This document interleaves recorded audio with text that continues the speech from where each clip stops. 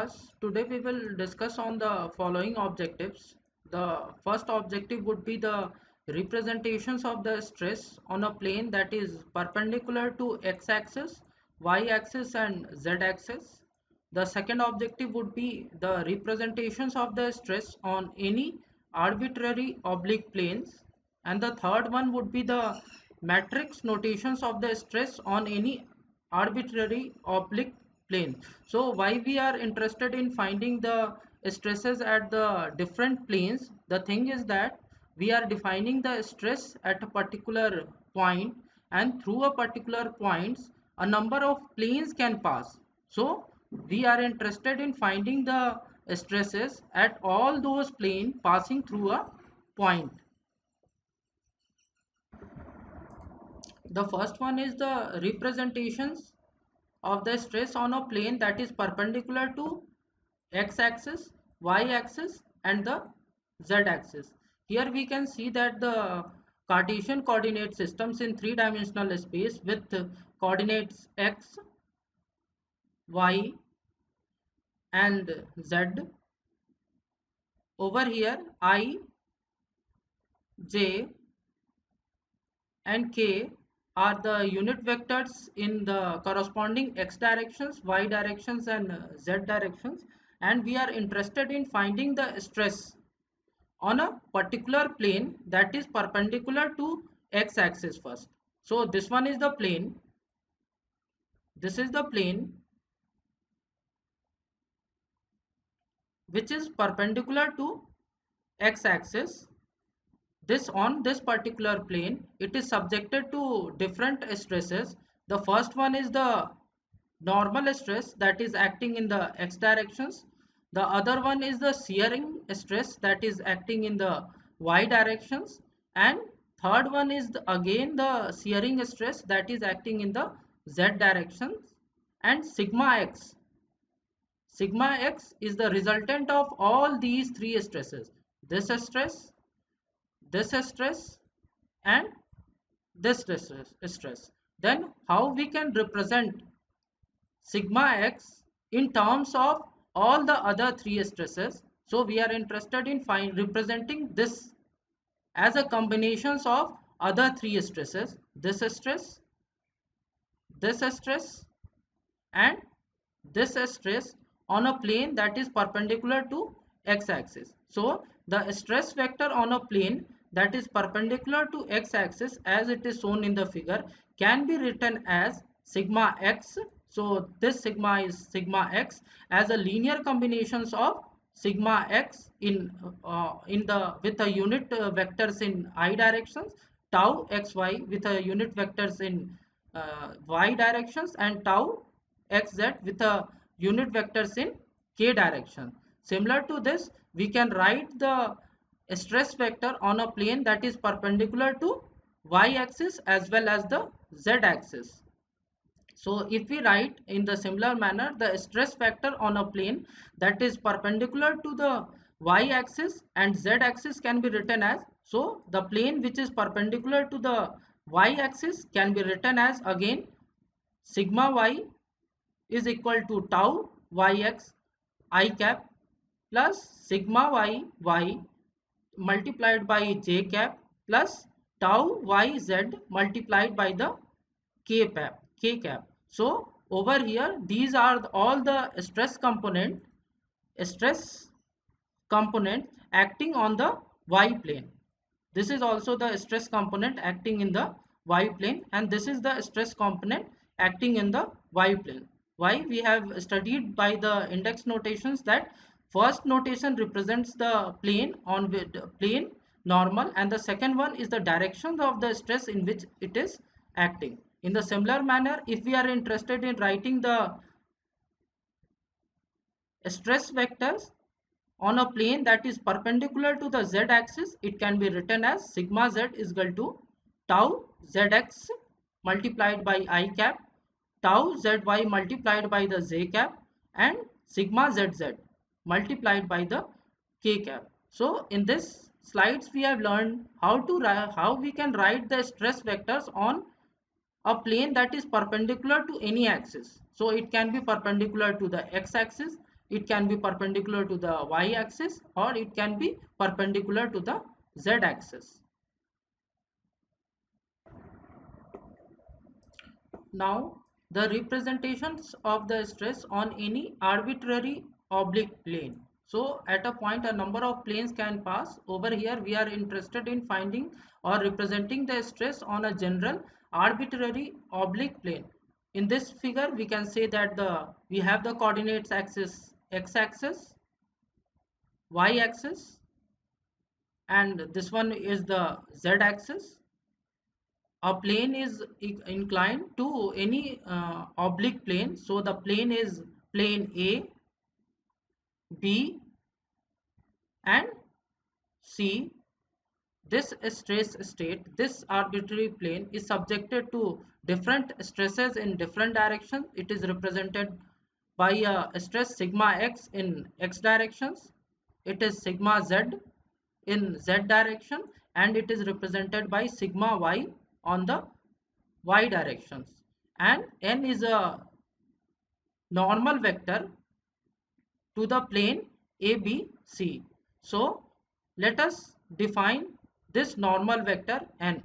Consider any arbitrary oblique plane P. So this one is the plane P, represented by the triangle ABC. It is shown in the figure.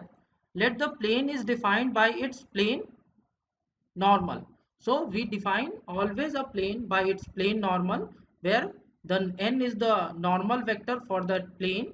It is Li plus Mj and Nk. What are L, M and N?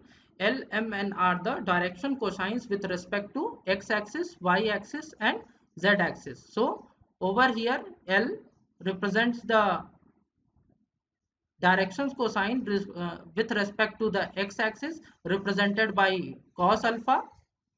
This unit vector, again the that normal vector, has an angle beta with respect to the y-axis, and it has an angle gamma with respect to the z-axis. So any normal vectors is defined in terms of the directions cosines with respect to the three axis or the Cartesian coordinate systems which we have, which is in terms of L, M and N. Now this L is known as the cos alpha, M is known as the cos beta and N is known as the cos gamma. Then we know that the properties of the direction cosine is that L square plus M square plus N square is equal to 1, or we can say cos square alpha plus cos square beta plus cos square gamma is equal to 1. Now we are interested in finding the relationship between the different areas in terms of the directions cosines we have in the forms of L, M and N. In addition, if the infinitesimal small area ABC, this area ABC, A, B, C is very small, and it is represented by the letter DA. DA means a small, very small area ABC. This means that the area of this triangle area of the triangle A, B and C, DA, ABC, and we are interested in finding the relationship between this area represented by ABC and different areas, the projections of different areas on the different planes. So the area represented by this plane,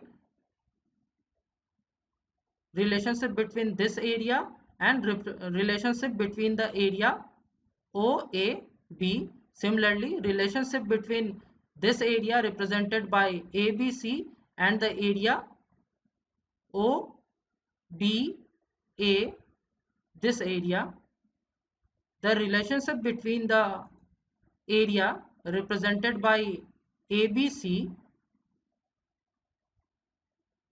and relationship between the area represented by the triangular OA and C. So these are represented in terms of the direction cosines. So the first one, area DA, a small elemental area OBC, which is OBC. OBC is O, B and C. So this is the elemental area.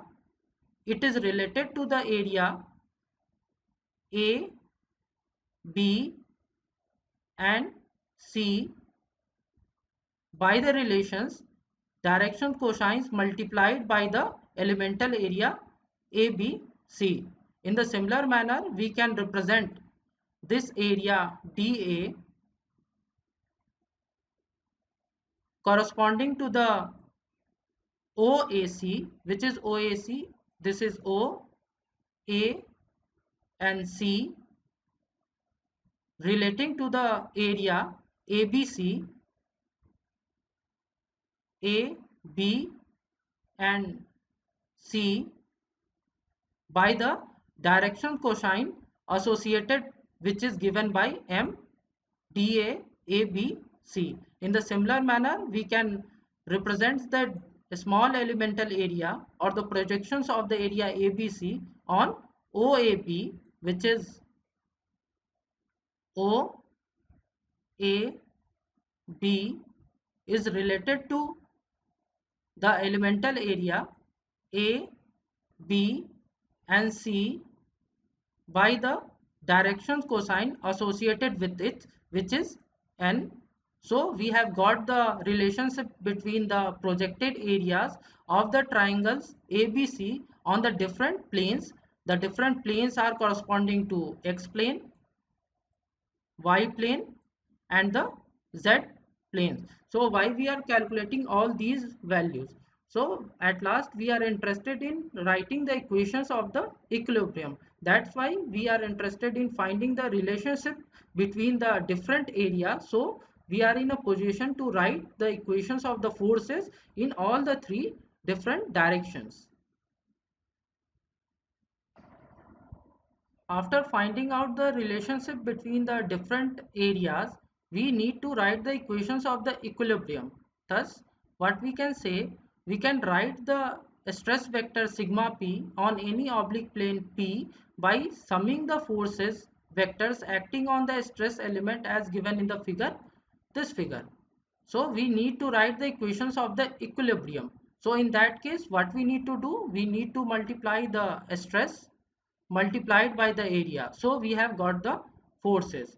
So sigma p is the linear combinations of all the forces that are acting on the different directions, that is sigma x multiplied by the its projected area dA OBC, sigma y multiplied by the elemental area OAC and sigma z multiplied by the elemental area OAB. And we know the relationship between the elemental areas dA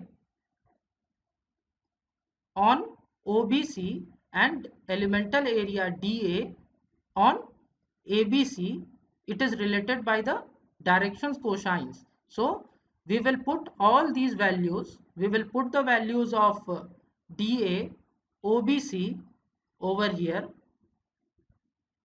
we will put the values of dA OAC over here, and we will put the values of dA OAB over here. Then we will solve this equation and we can see that we will try to eliminate all these values. dA we will have on LHS as well as on RHS. So these values dA ABC will get eliminated.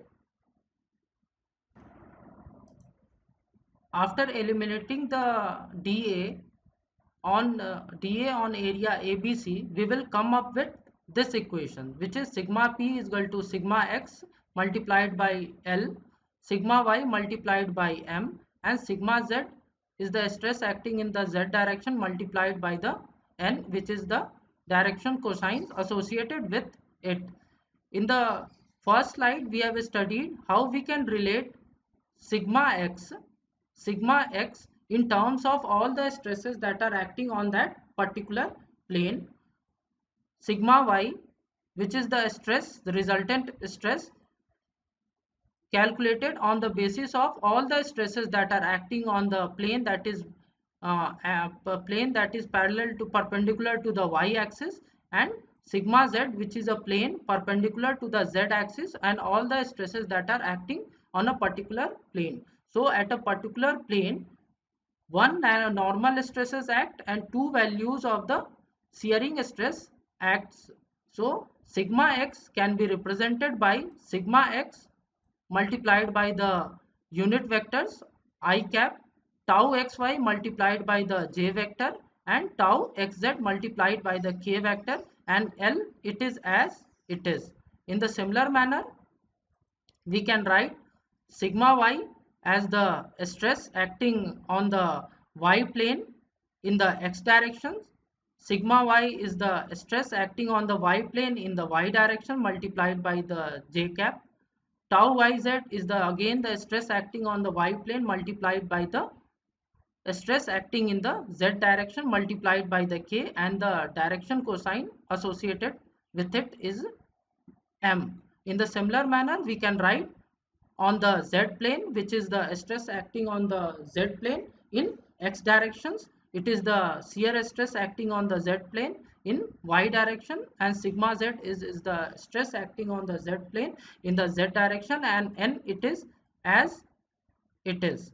So finally we have come up with sigma x is represented by something multiplied by L, it is something multiplied by m, it is something multiplied by n.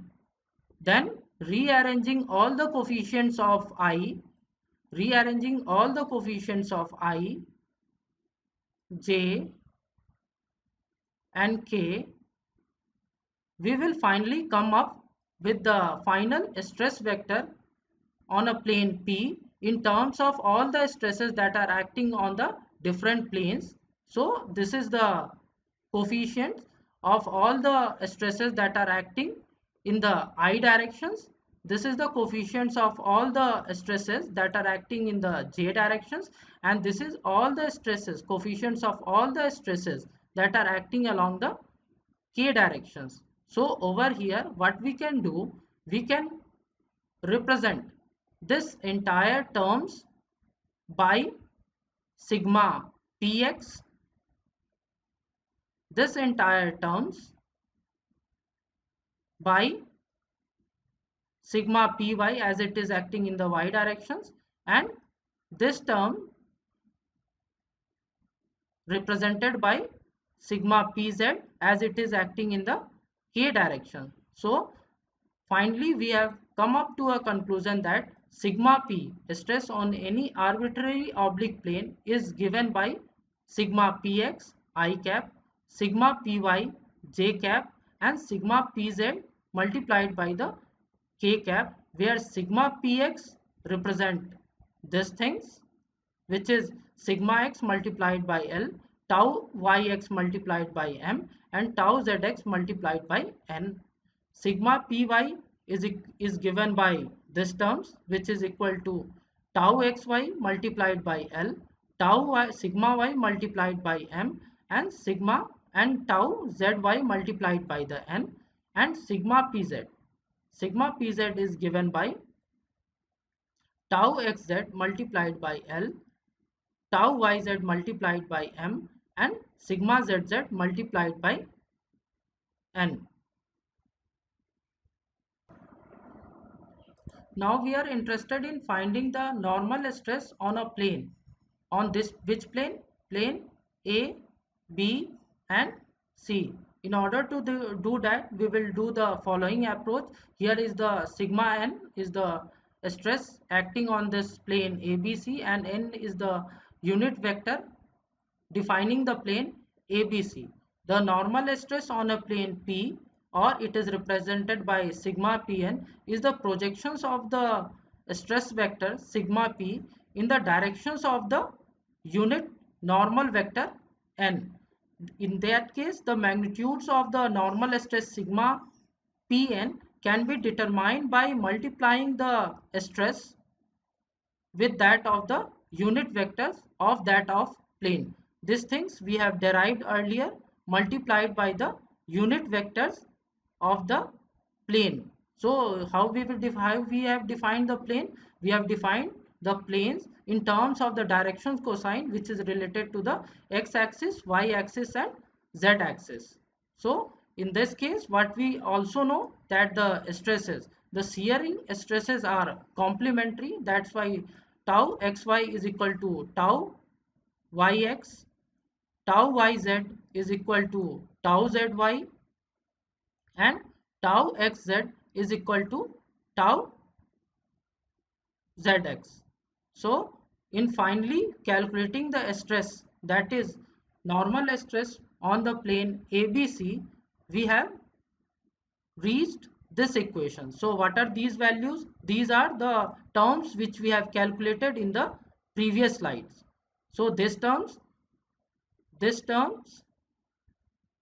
and this terms we have calculated in the previous slides, the values sigma px, sigma py and sigma pz. Simply putting these values over here, sigma py over here and sigma pz over here, we will finally come up to a result, which is the normal stress acting on any arbitrary plane is given by sigma pn is the normal stress on any arbitrary plane. It is given by sigma x L square, sigma y m square, sigma z n square plus 2mn tau yz, 2nl tau xz plus 2ln lm tau xy. So this one is one of the important derivations which you have to keep in the memory.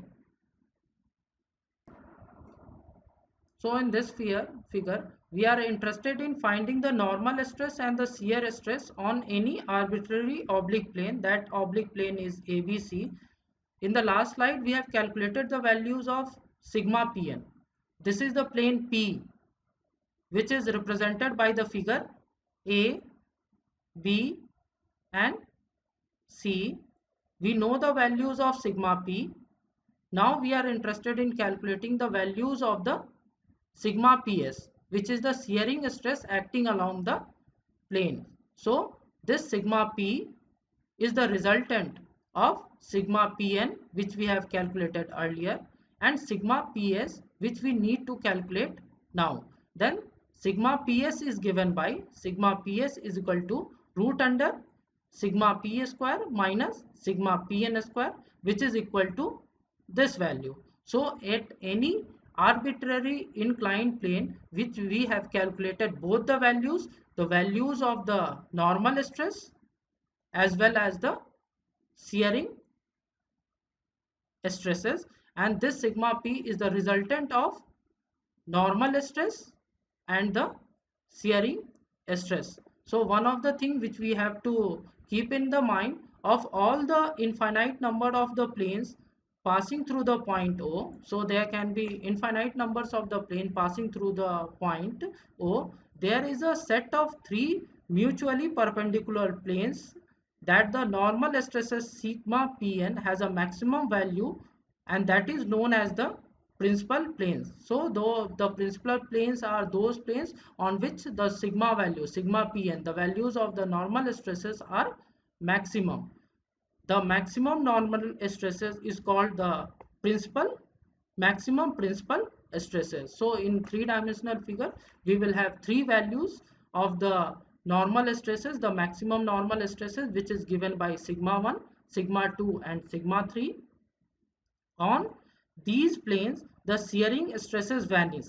If we are selecting the planes of the maximum principal stresses, on that particular plane there won't be any shearing stresses. Also, three mutually perpendicular axes that are normal to the three planes are known as the principal axis.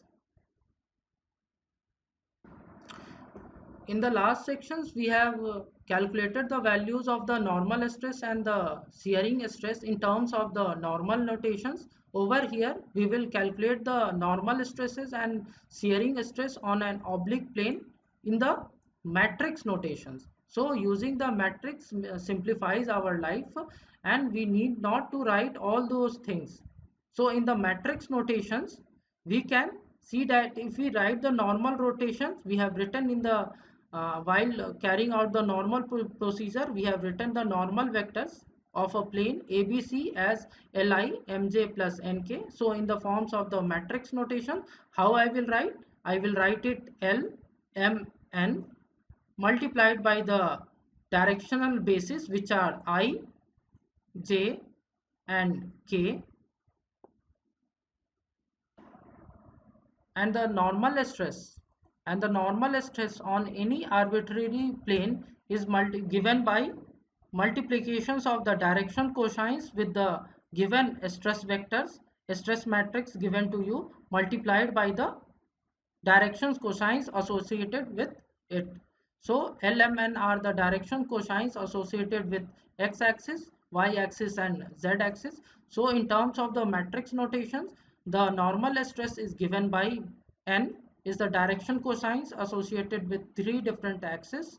The matrix stress matrix which is given to you in the three-dimensional space, and again the direction cosines associated with the x-axis, y-axis and z-axis.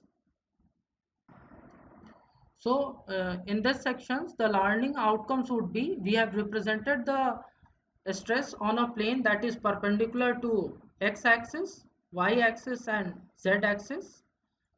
Second is that we have represented the stress on any arbitrary oblique plane. So the on any arbitrary oblique plane, the normal stress is given by sigma Pn is defined by these things. The shearing stress on any arbitrary oblique plane is given by these formulations.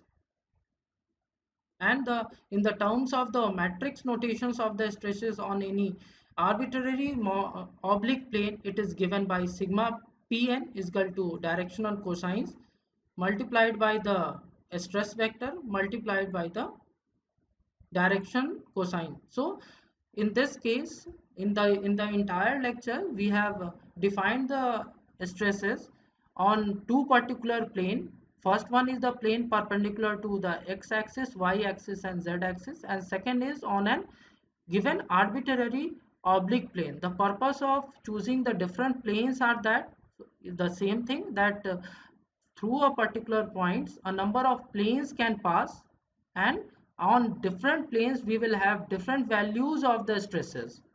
And in terms of defining the stress, and when we will learn through the theories of the failures of the different materials, it is always beneficial to bring it into the few terms. Over here in three-dimensional space, we have the matrices, we have the matrix that is 3 by 3 matrix. So altogether there are 9 terms. So it is very difficult to define a particular types of the failure relating to all these types of all these terms or the matrix notations which we have, which is in the terms of sigma xx, tau xy, tau xz, tau xy, sigma yy, tau yz, tau xz, tau yz and sigma z. If we anyhow can reduce the numbers of terms from 9 to say 5 to 3, then to define a particular types of the failures would become much more convenient to us. That's why we are interested in defining the stress on the different planes, and the different planes which we have selected over here is the plane that is perpendicular to the x-axis, y-axis and z-axis, and we have also represented the normal stress and the shearing stress on any given arbitrary oblique plane. So this is for this session. We will meet you in the next session.